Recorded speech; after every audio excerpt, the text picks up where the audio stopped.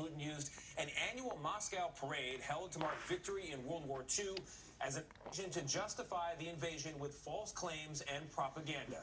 He blamed Ukraine and the West and took no responsibility for the atrocities allegedly committed on his orders. Deborah Pata is in Ukraine for us with what Putin had to say. Deborah, quite a speech. Good morning. Good morning. Putin used the defeat of Nazi Germany to defend his war in Ukraine. Despite speculation, there was no victory declaration and no hint of a stronger push on the battlefield. Marching in Moscow's Red Square, a show of Putin's power. Today, he said, you are defending what your grandfathers fought for. He used the day to blame NATO expansion for his war and bolster the lie he is denazifying Ukraine. The danger grew every day, he said. Russia made a preemptive move against aggression. In Russia, losses are touted as victories, allegations of atrocities dismissed as a hoax. Kremlin-controlled media targeting even the very young. But in Ukraine, Putin's war is seen as a series of brutal attacks and strategic blunders. Russian troops stand accused of nearly 10,000 war crimes. And Volodymyr Zelensky put a new spin on that old idiom, raining on your parade. Very soon there will be two, said, and someone won't have any. We won then, we will win now. Ukraine's resistance is the inspiring story of this awful war. Returning to Kyiv, acting U.S. Ambassador Kristina Kvien summed it up succinctly. Across the entire country, including those in the east of Ukraine, refused to bend to his will and told the Russians, go F yourself.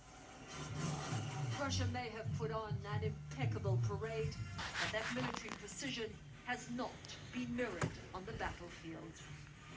There is a very muted commemoration of Victory Day here in Ukraine. Understandably, people are consumed by the war they are fighting right here, right now. Jerika? President Putin's parade in Moscow came just hours after Russian forces allegedly bombed a school where dozens of civilians were sheltered. Local officials estimate at least 60 people were killed. Charlie D'Agata. Charlie, what more can... People are already calling the attack on the school a war crime. This is where the decisions are played out in the cities and towns all along the front line. Used to burn it.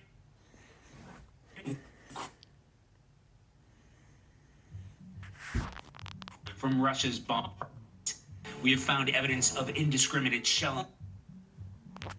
Silka sits right on the warpath of the Russian advance from the south. A U.S. defense official says 10,000 Russian soldiers are now on the move north of Mariupol, and they're massing on the outskirts of this village, which has clearly come under repeated attack.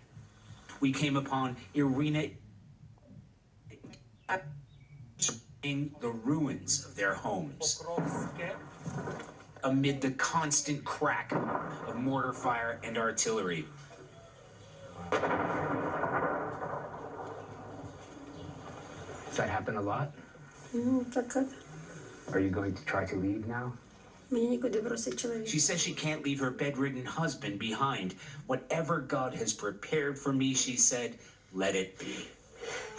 To the northeast, the city of Kramatorsk is also in the firing line. Residential neighborhoods devastated by Russian firepower. In the ruins, children's toys and other personal belongings. More lives torn apart in Putin's relentless drive to seize this region of eastern Ukraine. Now, Ukrainian forces have been able to slow down the Russian advance, but they've got little defense against this artillery and airstrikes, and that has only intensified by the day. Nate?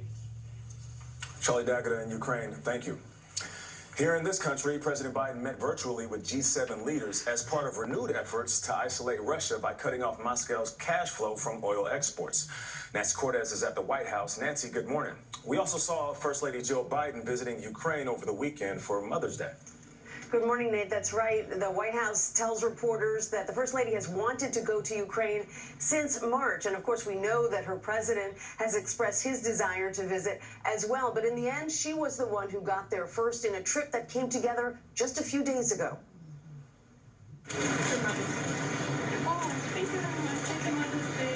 First Lady Jill Biden arrived in a Ukrainian border town Sunday bearing flowers for the country's First Lady, Olena Zelenska. Zelenska has not been seen in public since the start of the Russian invasion. Her location and her children's kept secret during the war. I wanted to come on Mother's Day to show the Ukrainian people that this war has to stop. Хочу наголосити на тому, що we all feel your support and we all feel the leadership of the U.S. president. Фінансову допомогу Україні. Her husband, Ukrainian President Zelensky, spoke with some G7 leaders on Sunday, including President Biden, who joined the call from Wilmington, Delaware. The group announced that all 7 countries will either phase out or totally ban imports of Russian oil in an effort to target one of Russia's biggest sources of income. Many European countries are dependent on Russian oil, and until yesterday, only the U.S. had banned it. Separately, the U.S. also unleashed a new round of sanctions on Russia's biggest state television networks, barred Americans from consulting on business with anyone in Russia, and set a host of new visa restrictions for Russian elites. Ukraine's ambassador to the U.S. welcomed the moves. We count on all of our friends and allies to help us with everything so we can stop Russia while it's still in Ukraine. As Russia was celebrating its Victory Day, the U.S. was sending diplomats back to the U.S. Embassy in Kyiv for the first time. Now, this was just a temporary visit, but the State Department is hoping to reopen the embassy fully sometime in the coming weeks. Tarinka? Nancy Cortez for us at the White House. Thank you. Turning now to the intense debate over the possibility that Roe v. Wade might be overturned. Over the weekend, protesters gathered and tensions continue to rise across the country. A new CBS News poll shows nearly 2/3 of Americans want Roe v. Wade to be kept in place and abortion rights preserved. 36% disagree. Some Democrats are now trying to shift this argument from the courts to Congress. Scott McFarland is on Capitol Hill with more on that. Scott, good morning. Tarika, good morning to you. In a Congress that's gridlocked on many things, they're about to begin to